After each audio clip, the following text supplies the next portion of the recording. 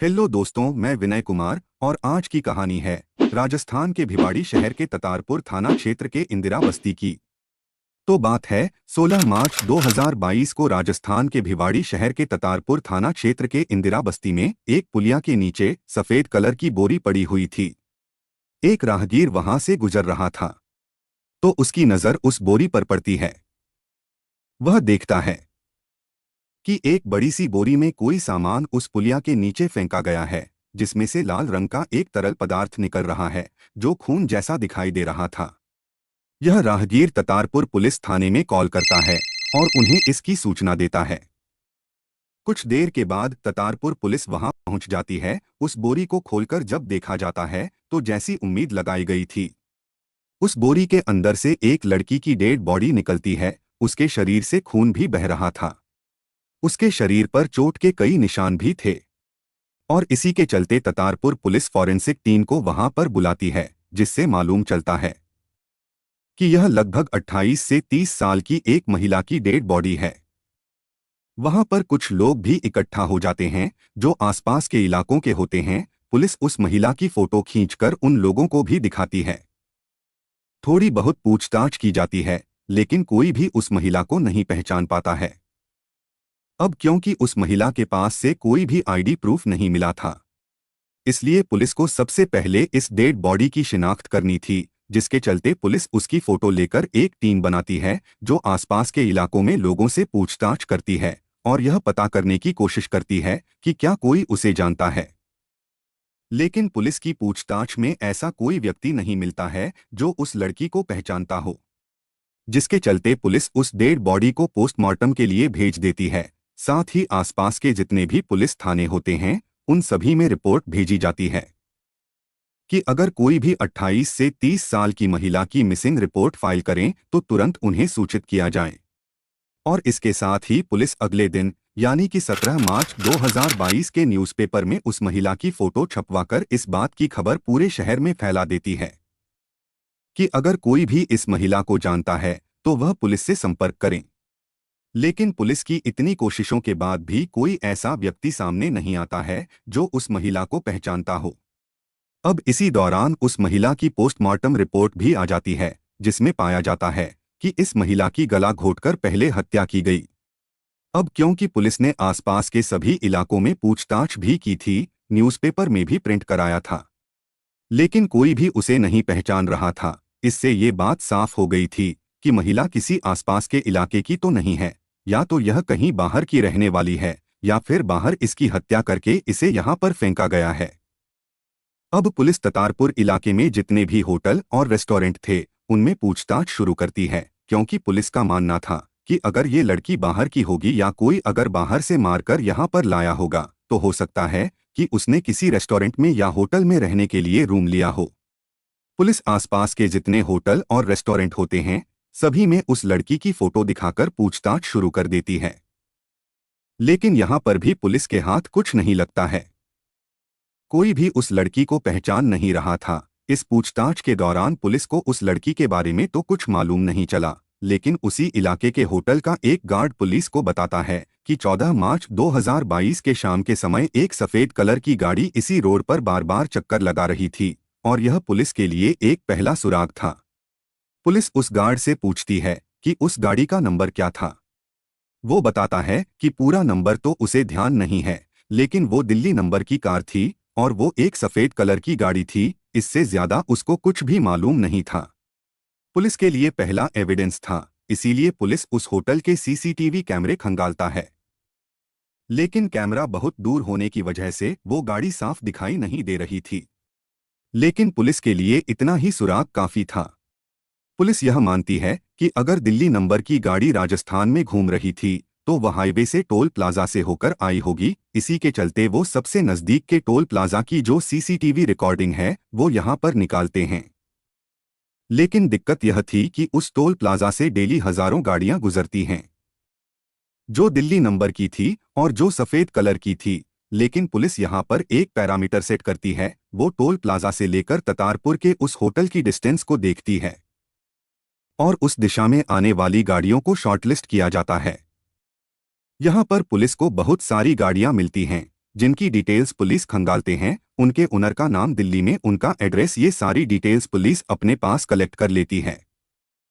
अब Delhi number plate की जितनी गाड़ियों की डिटेल्स राजस्थान पुलिस कलेक्ट करती है, वो सारी डिटेल्स को वो दिल्ली पुलिस हेडक्वार्टर में भेजती है। साथ ही वह दिल्ली पुलिस को यह भी कहती है कि पिछले 72 घंटों के अंदर अगर आसपास के इलाकों में कोई भी मिसिंग रिपोर्ट फाइल हुई है तो उसकी सूचना राजस्थान पुलिस को दे। साथ ही जो नंबर उन्होंने दिल्ली पुलिस को दिए थे, उन सभी के पते पर जाकर यह पूछा जाए कि राजस्थान में उनकी गाड़ी 14 तारीख को क्या कर रही थी, और अगर किसी पर भी शक होता है तो उसकी जांच की जाए।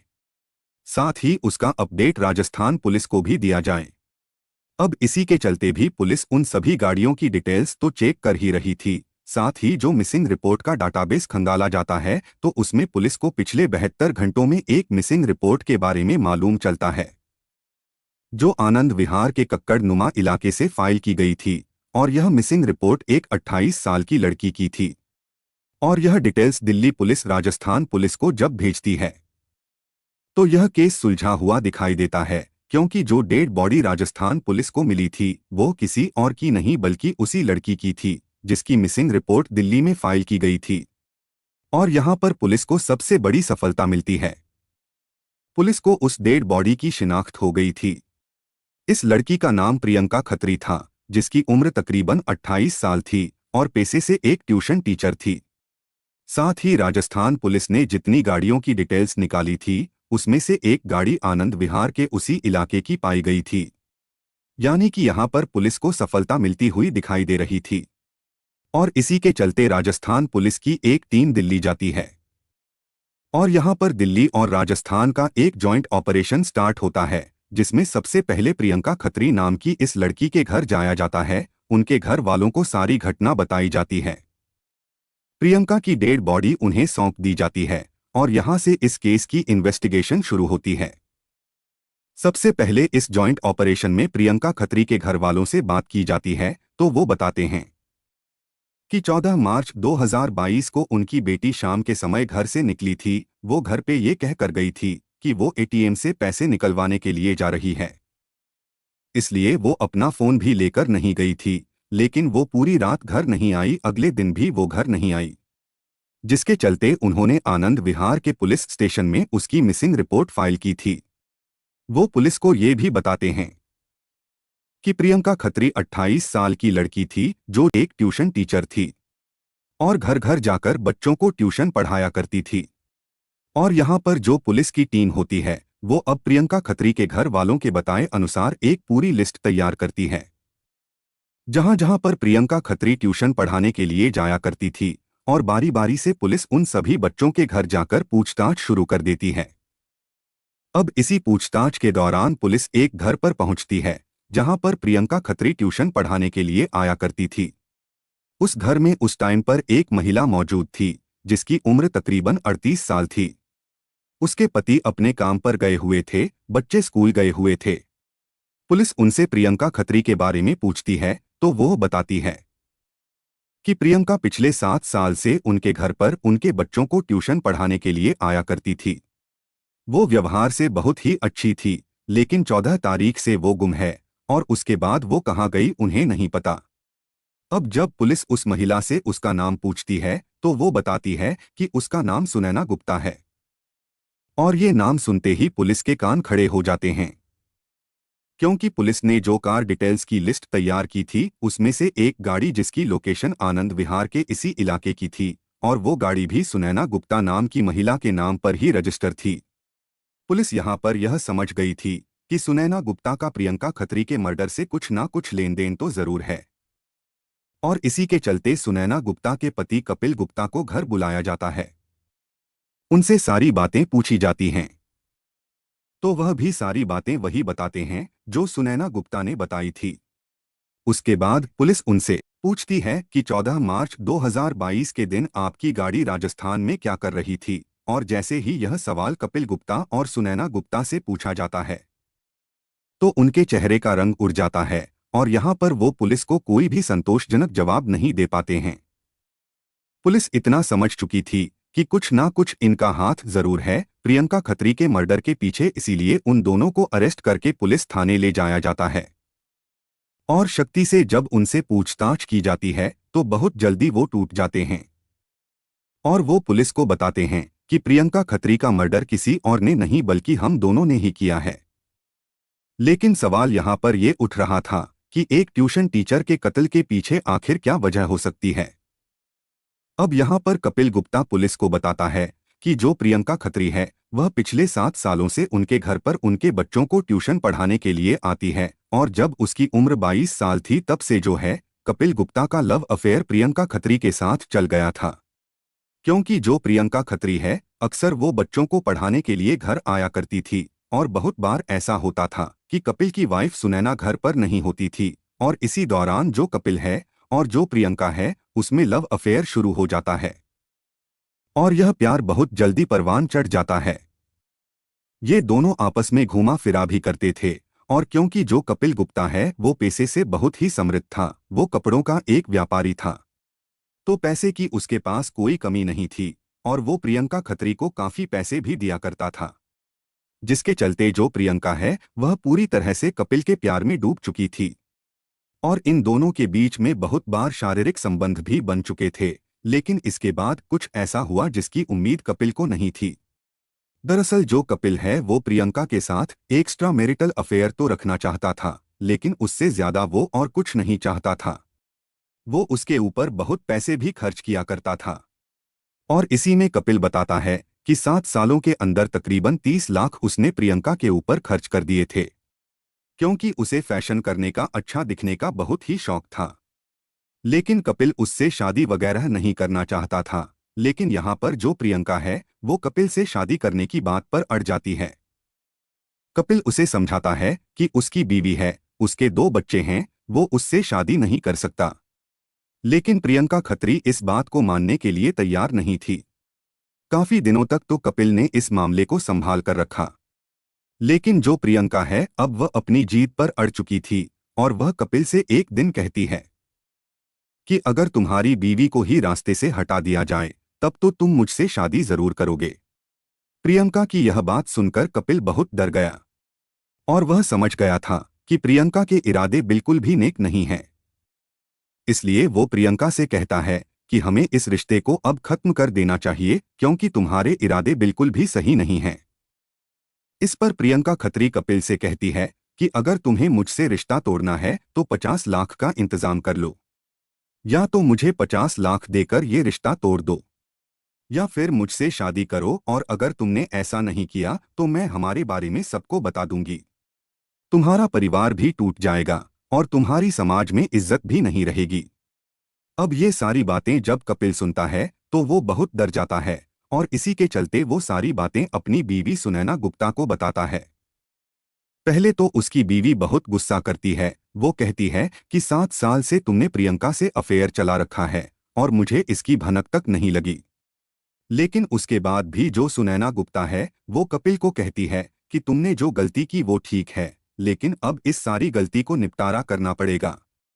यानी कि सुनैना कपिल से कहती है कि अगर तुमने प्रियंका को 50 लाख दे भी दिए तो इस बात की कोई गारंटी नहीं है कि वो दोबारा तुमसे पैसे नहीं मांगेगी। इसलिए इस बात का केवल एक ही सॉल्यूशन है कि क्यों ना प्रियंका को ही रास्ते से हटा दिया जाए, क्योंकि यहाँ पर सुनैना भी ये समझ चुकी थी कि अगर प्रियंका को रास्ते से नहीं हटाया जाएगा तो प्रियंका सुनैना को ही रास्ते से हटा देगी। और इसी के चलते कपिल गुप्ता और उसकी पत्नी सुनैना गुप्ता प्रियंका को मारने का प्लान बनाते हैं। इस प्लान में वो अपने घर के 2 नौकरों को शामिल करते हैं, जिसमें एक का नाम राजकिशोर और दूसरे का नाम सचिन था। उन दोनों को पूरी बात समझाई जाती है और इस पूरे प्लान को एग्जीक्यूट करने के लिए 14 मार्च 2022 की तारीख रखी जाती है। सबसे पहले कपिल अपने दोनों नौकरों को शराब पिलाता है ताकि वह इस बात से पीछे ना हटे। उसके बाद वो प्रियंका को कॉल करता है और उसे कहता है कि आकर तुम मुझसे पैसे ले जाओ, जिसके चलते वो अपने घर से एटीएम का बहाना करके निकली थी। उसके बाद जो कपिल है वो उसे अपनी गाड़ी में आगे बिठा लेता है। यह व्हाइट कलर की फोर्ड इकोस्पोर्ट गाड़ी थी। जिसके बाद कपिल सुनैना को कहता है कि चलो हम घूमने चलते हैं। वो धीरे धीरे गाड़ी को ड्राइव करता रहता है और साथ ही प्रियंका को बातों में भी उलझा के रखता है और इसी के चलते वह राजस्थान बॉर्डर के नजदीक पहुंच जाते हैं।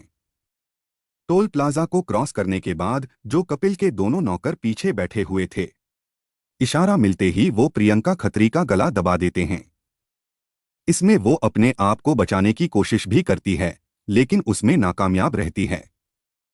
दम घुटने से उसकी मौत हो जाती है, जिसके बाद एक सफेद कलर की बोरी में उसकी डेड बॉडी को डालकर ततारपुर इलाके के एक पुलिया के नीचे उसको फेंक दिया जाता है। उसकी डेड बॉडी को नीचे फेंकने के बाद यह ततारपुर रोड पर ही एक रेस्टोरेंट में खाना खाते हैं और उसके बाद ही अपनी गाड़ी से वहां पर 3-4 चक्कर लगाते हैं, ताकि अगर ये कैमरे में रिकॉर्ड हो तो सभी को ऐसा लगे कि ये टूरिस्ट हैं और यहां पर घूम रहे हैं। और इसी के चलते इस पूरे मामले का खुलासा भी होता है। 16 तारीख को एक राहगीर उस डेड बॉडी को देखता है। पुलिस अपनी इन्वेस्टिगेशन स्टार्ट करती है। अब क्योंकि एक होटल के गार्ड ने उस गाड़ी को वहां पर घूमते हुए देखा था, तो शक के बिना पर पुलिस ने गाड़ियों की डिटेल्स निकाली। दिल्ली तक मामला गया और दिल्ली तक मामला जाने के बाद इस केस का खुलासा हुआ। अगर यह उस दिन उस सड़क पर ज्यादा देर तक ना घूमते तो हो सकता है कि उस गार्ड की नज़र में ये गाड़ी ना आती और इस मामले का कभी खुलासा ही ना होता। लेकिन एक पुरानी कहावत है ना कि कातिल चाहे कितना भी होशियार क्यों ना हो, वो कोई ना कोई गलती जरूर कर देता है। और इनकी एक छोटी सी गलती की वजह से ये चारों आरोपी पकड़े गए। इस केस में मुख्य आरोपी कपिल गुप्ता, उसकी बीवी सुनैना गुप्ता और उनके दोनों नौकर राज किशोर और सचिन के खिलाफ चार्जशीट दाखिल करके इन्हें जेल भेज दिया गया है।